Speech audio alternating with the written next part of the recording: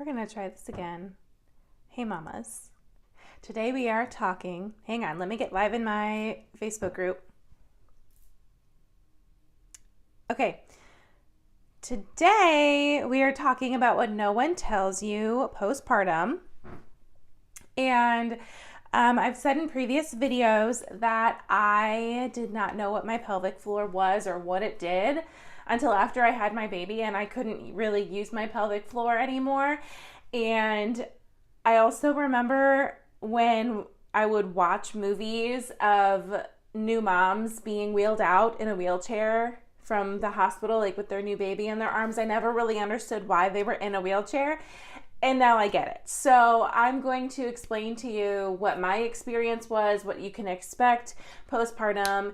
And as I said, this was my experience. So take it with a grain of salt. Just because this is what I experienced does not necessarily mean it's what you are going to experience.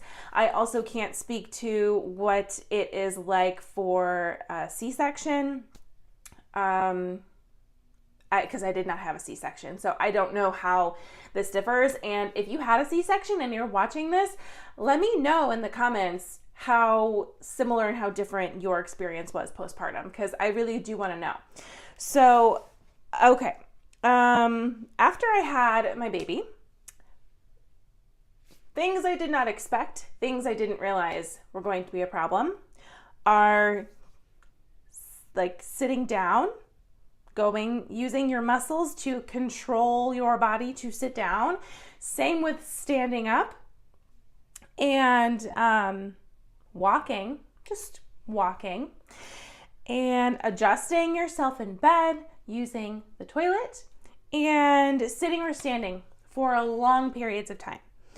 So your pelvic floor muscles are like your bladder, uterus, bowel, like everything that you see. The muscle on the bottom here, that red on the bottom of the image, that's your pelvic floor muscles. It's a group of muscles. And so this is why it's impacted by birth, because when the baby is going through the birth canal, your pelvic floor muscles are being stretched and strained and maybe even torn. So you can see how or why things like sitting down and standing up become a little bit more difficult, because you do use those muscles like in between your thighs and your pelvic floor muscles. If you are currently pregnant, which, if you're watching this video, it's probably because you're currently pregnant, try to pay attention when you're sitting down. Like, try to feel and realize what muscles it is that you're using for that. Same with standing up. And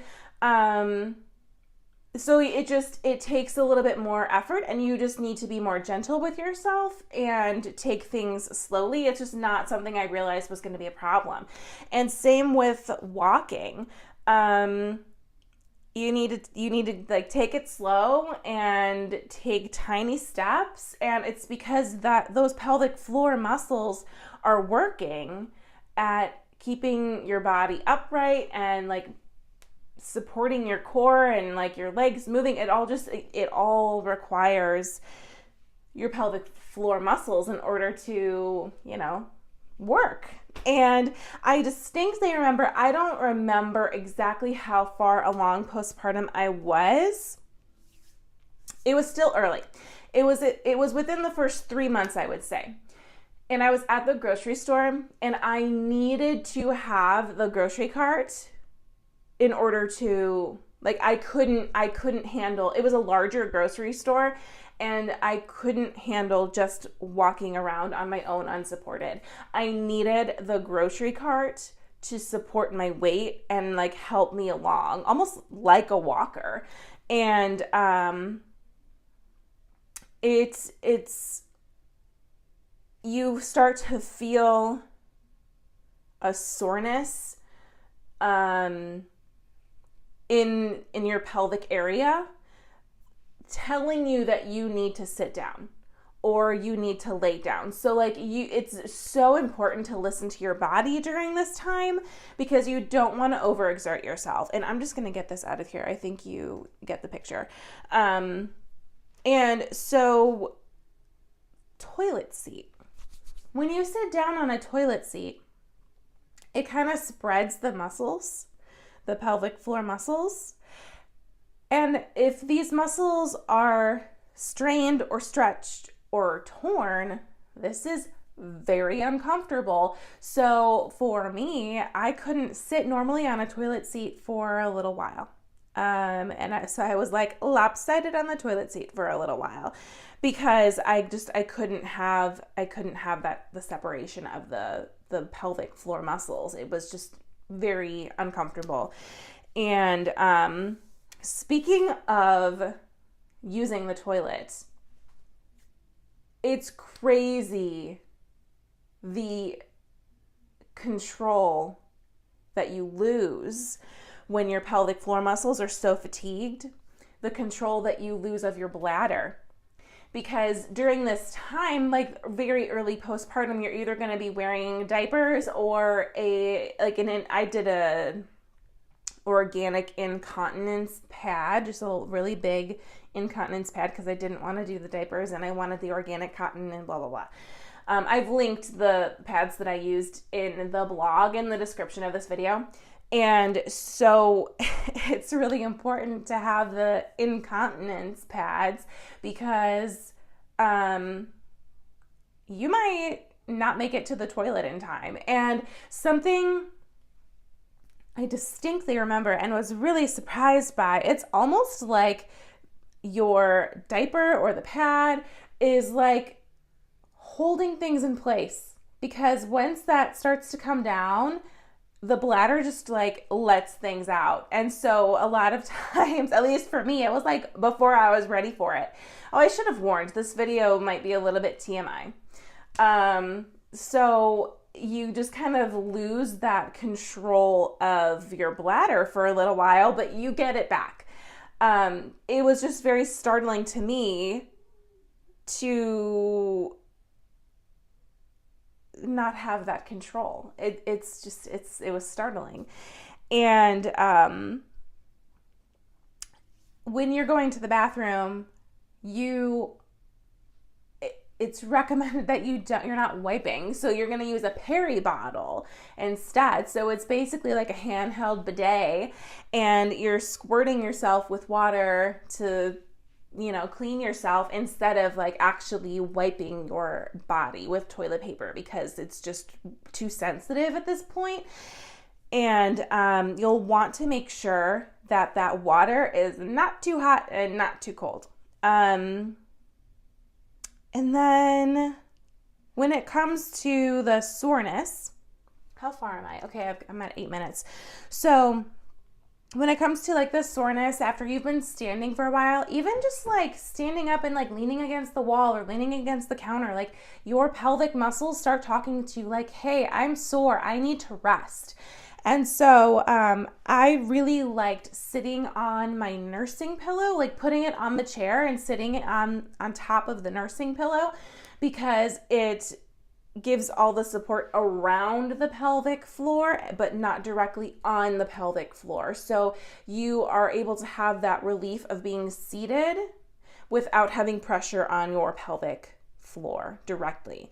And the nursing pillow I also have linked in the blog, in the description of this video.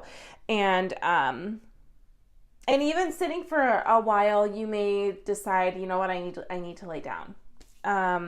And listen to your body when this is happening. And I will say that padsicles helped a lot during this time. And if you don't know what padsicles are, I am doing a video on that tomorrow. So if you want to make sure you don't miss that video, I have a link in the description of this video for you to subscribe to my YouTube channel, so that you'll want to subscribe and click the bell so that you get notifications when it comes on. And so if you want to make sure you're not going to miss that, on what padsicles are, how to make them, why they help, stuff like that, I highly suggest subscribing to my YouTube channel and turning on notifications by clicking the bell. And so that is at withmarybenoit.com/YT, as in YouTube. So withmarybenoit.com/YT to subscribe to the YouTube channel so you don't miss that video on padsicles. And do not let these symptoms scare you. Like I said, this was my experience. Your experience could be different.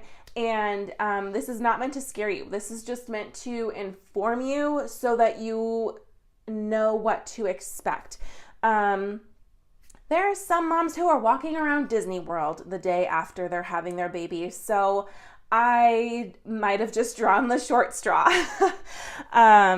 And your baby is just so worth it. So worth it. I also have, at the very end of the blog, I have linked my other videos and blogs on the 555 rule, which is the guidelines they recommend to follow those first 15 days postpartum, and also why walking strengthens your pelvic floor. The link to that blog and video is also at the very end of the blog for this video. So just go ahead and check out the description section and you will see everything I'm talking about.